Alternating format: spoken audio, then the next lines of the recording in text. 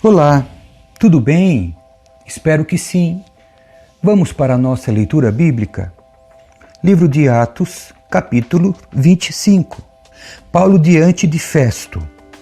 3 dias depois que Festo chegou a Cesareia para assumir suas novas responsabilidades no governo da província, partiu para Jerusalém, onde os principais sacerdotes e outros líderes judeus se reuniram com ele e lhe apresentaram as acusações contra Paulo. Pediram a Festo, como favor, que transferisse Paulo para Jerusalém, pois planejavam armar uma emboscada para matá-lo no caminho. Festo respondeu que Paulo estava em Cesareia e que ele próprio voltaria para lá em breve. Alguns de vocês que têm autoridade voltem comigo, disse ele. Se Paulo tiver feito algo de errado, vocês poderão apresentar suas acusações. 8 ou 10 dias depois, Festo voltou a Cesareia e no dia seguinte convocou o tribunal e mandou que trouxessem Paulo. Quando Paulo chegou, os líderes judeus vindos de Jerusalém se juntaram ao seu redor e fizeram várias acusações graves que não podiam provar. Paulo se defendeu: não sou culpado de nenhum crime contra as leis judaicas, nem contra o templo, nem contra o governo romano. Então Festo, querendo agradar aos judeus, perguntou: você está disposto a ir a Jerusalém e ali ser julgado diante de mim? Paulo respondeu: este é um tribunal oficial romano, portanto devo ser julgado aqui mesmo. O Senhor sabe muito bem que não fiz nenhum mal aos judeus. Se fiz algo para merecer a pena de morte, não me recuso a morrer. Mas se sou inocente, ninguém tem o direito de me entregar a estes homens. Eu apelo para César. Festo consultou seus conselheiros e por fim respondeu: muito bem, você apelou para César, então irá para César. Alguns dias depois, o rei Agripa chegou com sua irmã Berenice para visitar Festo. Durante a estada deles, que durou vários dias, Festo discutiu o caso de Paulo com o rei. Tenho aqui um prisioneiro que Félix deixou para mim, disse ele. Quando estive em Jerusalém, os principais sacerdotes e líderes judeus apresentaram acusações contra ele e pediram que eu o condenasse. Eu lhes disse que a lei romana não condena ninguém sem julgamento. O acusado deve ter a oportunidade de confrontar seus acusadores e se defender. Quando eles vieram aqui para o julgamento, não me demorei. Convoquei o tribunal logo no dia seguinte e mandei chamar Paulo. Os judeus, porém, não o acusaram de nenhum dos crimes que eu esperava. Ao contrário, era algo relacionado à sua religião e a um morto chamado Jesus, que Paulo insiste que está vivo. Sem saber como investigar essas questões, perguntei a Paulo se estava disposto a ir a Jerusalém e ali ser julgado por essas acusações. Mas ele apelou ao imperador para que julgue seu caso. Por isso, ordenei que fosse mantido sob custódia até eu tomar as providências necessárias para enviá-lo a César. Então Agripa disse a Festo: gostaria de ouvir esse homem pessoalmente. E Festo respondeu: amanhã poderá ouvi-lo. Paulo se dirige a Agripa. No dia seguinte, Agripa e Berenice chegaram à sala de audiência com grande pompa, acompanhados de oficiais militares e homens importantes da cidade. Festo mandou trazer Paulo e em seguida disse: Rei Agripa e demais presentes, este é o homem cuja morte é exigida pelos judeus, tanto aqui como de Jerusalém. Em minha opinião, ele não fez coisa alguma para merecer a morte. Contudo, uma vez que apelou ao imperador para que julgue seu caso, decidi enviá-lo a Roma. Não sei, porém, o que escrever ao imperador, pois não há nenhuma acusação clara contra ele. Por isso eu o trouxe hoje diante dos senhores, especialmente do rei Agripa, para que, depois de o interrogarmos, eu tenha algo para escrever, pois não faz sentido enviar um prisioneiro ao imperador sem especificar as acusações contra ele. Capítulo 26. Então Agripa disse a Paulo: você pode falar em sua defesa. Paulo fez um sinal com a mão e começou sua defesa. Rei Agripa, considero-me feliz de ter hoje a oportunidade de lhe apresentar minha defesa contra todas as acusações feitas pelos líderes judeus, pois sei que conhece bem todos os costumes e controvérsias dos judeus. Portanto, peço que me ouça com paciência. Como os líderes judeus sabem muito bem, recebi educação judaica completa desde a infância entre meu povo e depois em Jerusalém. Também sabe, e talvez estejam dispostos a confirmar, que vivi como fariseu, a seita mais rígida de nossa religião. Agora estou sendo julgado por causa de minha esperança no cumprimento da promessa feita por Deus a nossos antepassados. De fato, é por isso que as 12 tribos de Israel adoram a Deus fervorosamente dia e noite e compartilham da mesma esperança que eu. E, no entanto, ó rei, acusam-me por causa dessa esperança. Por que lhes parece tão incrível que Deus ressuscite os mortos? Eu costumava pensar que era minha obrigação empenhar-me em me opor ao nome de Jesus, o Nazareno. Foi exatamente o que fiz em Jerusalém. Com a autorização dos principais sacerdotes, fui responsável pela prisão de muitos dentre o povo santo. E eu votava contra eles quando eram condenados à morte. Muitas vezes, providenciei que fossem castigados nas sinagogas a fim de obrigá-los a blasfemar. Eu me opunha a eles com tanta violência que os perseguia até em cidades estrangeiras. Certo dia, numa dessas missões, dirigia-me a Damasco, autorizado e incumbido pelos principais sacerdotes. Por volta do meio-dia, ó rei, ainda a caminho, uma luz do céu, mais intensa que o sol, brilhou sobre mim e meus companheiros.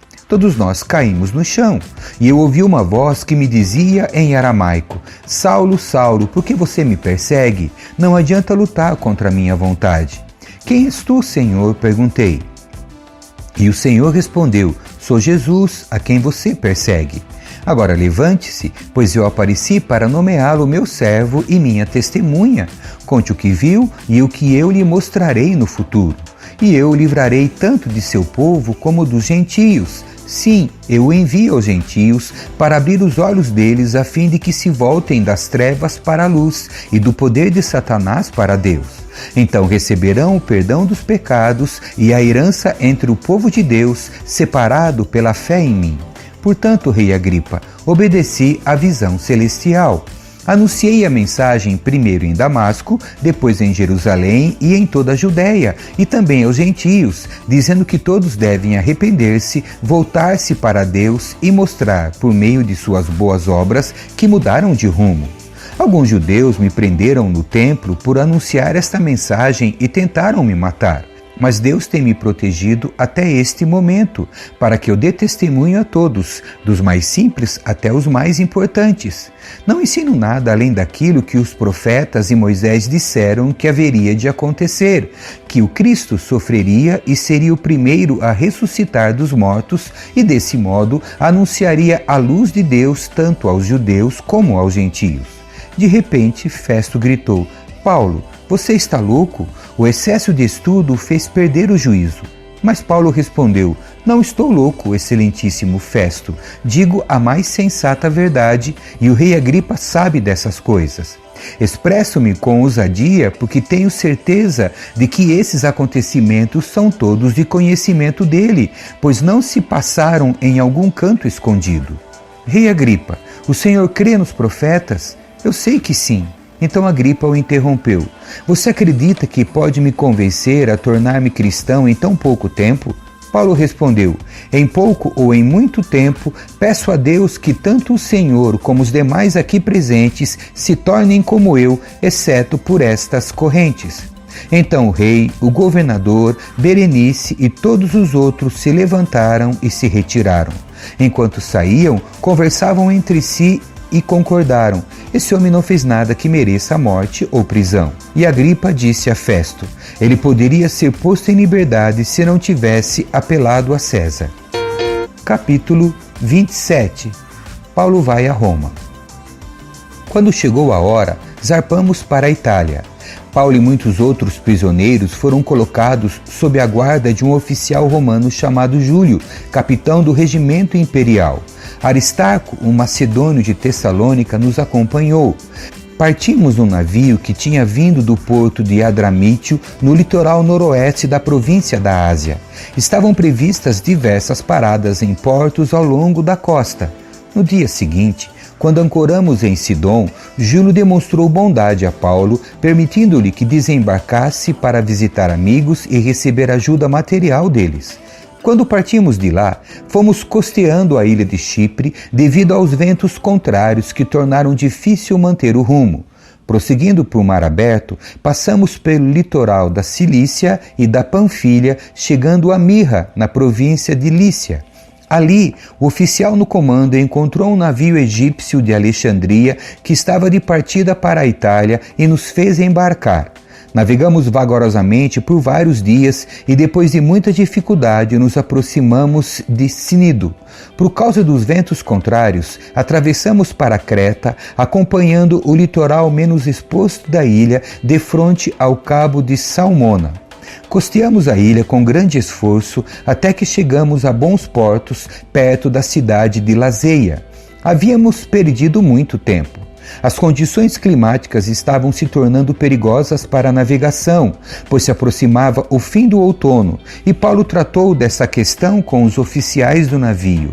Disse ele: Senhores, se prosseguirmos, vejo que teremos problemas adiante. Haverá grande prejuízo para o navio e para a carga, e perigo para a nossa vida. Mas o oficial encarregado dos prisioneiros deu mais ouvidos ao capitão e ao proprietário do navio do que a Paulo. E, uma vez que bons portos eram uma enseada aberta, um péssimo lugar para passar o inverno, a maioria da tripulação desejava ir a Fenice, que ficava mais adiante na costa de Creta, e passar o inverno ali. Fenice era um bom porto, com abertura apenas para o sudoeste e o noroeste. A tempestade no mar. Quando um vento leve começou a soprar do sul, os marinheiros pensaram que conseguiriam chegar lá a salvo. Por isso, levantaram âncora e foram costeando Creta. Mas o tempo mudou de repente, e um vento com força de furacão chamado Nordeste soprou sobre a ilha e nos empurrou para o mar aberto. Como os marinheiros não conseguiam manobrar o navio para ficar de frente para o vento, desistiram e deixaram que fosse levado pela tempestade. Navegamos pelo lado menos exposto de uma pequena ilha chamada Cauda, onde, com muito custo, conseguimos içar para bordo o barco salva-vidas que viajava rebocado. Então os marinheiros amarraram cordas em volta do casco do navio para reforçá-lo. Temiam ser arrastados para os bancos de areia de Sirte, diante do litoral africano, por isso baixaram a âncora flutuante para desacelerar o navio e deixaram que fosse levado pelo vento. No dia seguinte, como ventos com força de vendaval continuavam a castigar o navio, a tripulação começou a lançar a carga ao mar. No terceiro dia, removeram até mesmo parte do equipamento do navio e o jogaram fora. A tempestade terrível prosseguiu por muitos dias, escondendo o sol e as estrelas, até que perdemos todas as esperanças. Fazia tempo que ninguém comia. Por fim, Paulo reuniu a tripulação e disse: Os senhores deveriam ter me dado ouvidos no princípio e não ter deixado bons portos. Teriam evitado todo este prejuízo e esta perda. Mas tenham bom ânimo, o navio afundará, mas nenhum de vocês perderá a vida. Pois ontem à noite um anjo do Deus a quem pertenço e sirvo se pôs ao meu lado e disse: Não tenha medo, Paulo, é preciso que você compareça diante de César. E Deus, em sua bondade, concedeu proteção a todos que navegam com você. Portanto, tenha bom ânimo, creio em Deus, tudo ocorrerá exatamente como ele disse. É necessário, porém, que sejamos impulsionados para uma ilha, o naufrágio em Malta.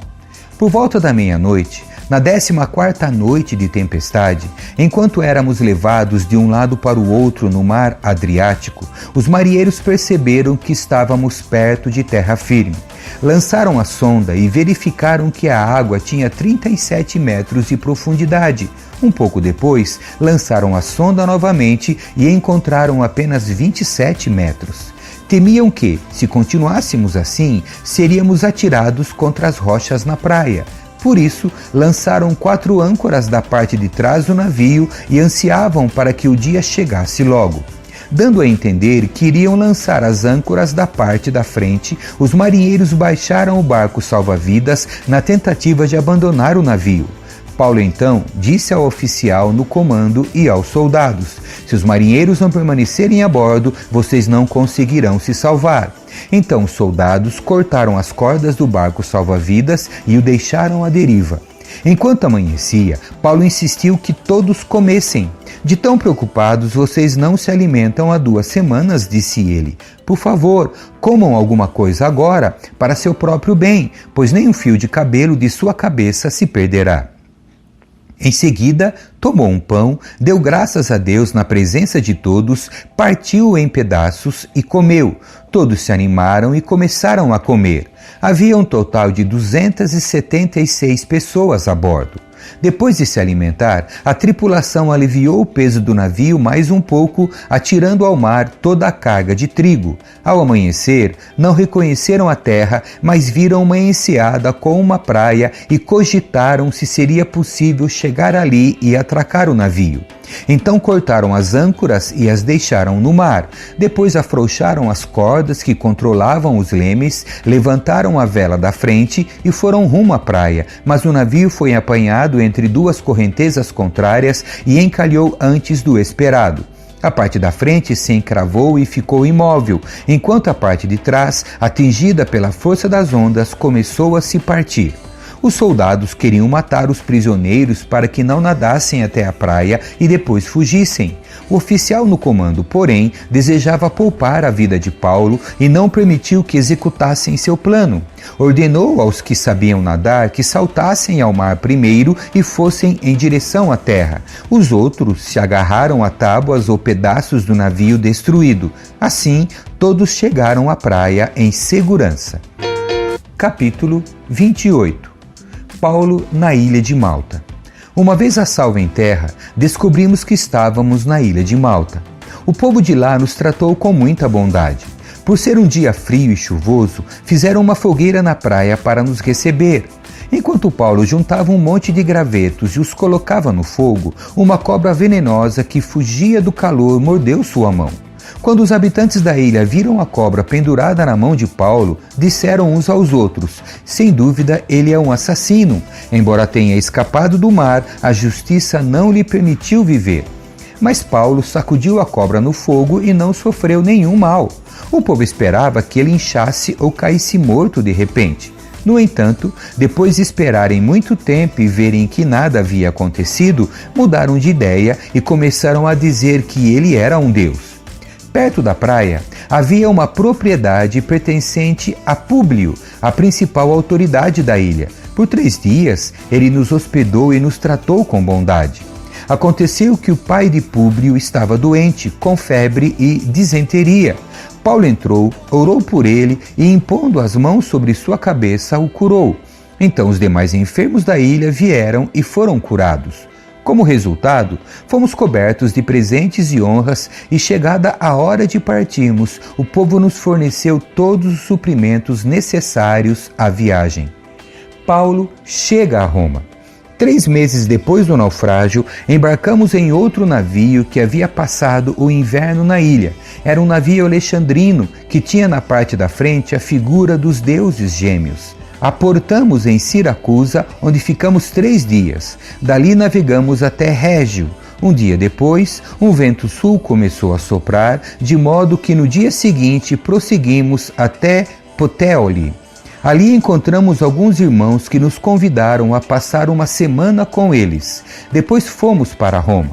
Os irmãos em Roma souberam que estávamos chegando e vieram ao nosso encontro no Fórum da Vila Ápia.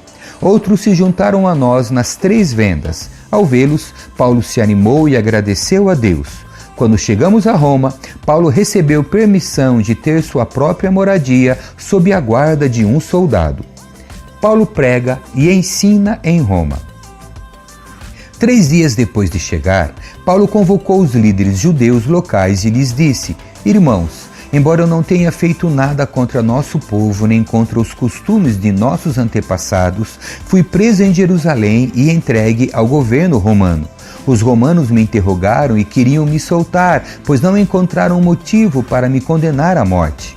Mas, quando os líderes judeus protestaram contra a decisão, considerei necessário apelar a César, embora não tivesse acusação alguma contra meu próprio povo. Por isso, pedi a vocês que viessem aqui hoje para que nos conhecêssemos e também para que eu pudesse explicar que estou preso com essas correntes porque creio na esperança de Israel. Eles responderam: não recebemos nenhuma carta da Judéia e ninguém que veio de lá nos informou alguma coisa contra você. Contudo, queremos ouvir o que você pensa, pois o que sabemos a respeito desse movimento é que ele é contestado em toda parte. Então marcaram uma data e nesse dia muita gente foi à casa de Paulo. Ele explicou e testemunhou sobre o reino de Deus e desde cedo até a noite procurou convencê-los acerca de Jesus com base na lei de Moisés e nos livros dos profetas. Alguns foram convencidos pelas coisas que ele disse, mas outros não creram. E, depois de discutirem entre si, foram embora com essas palavras finais de Paulo.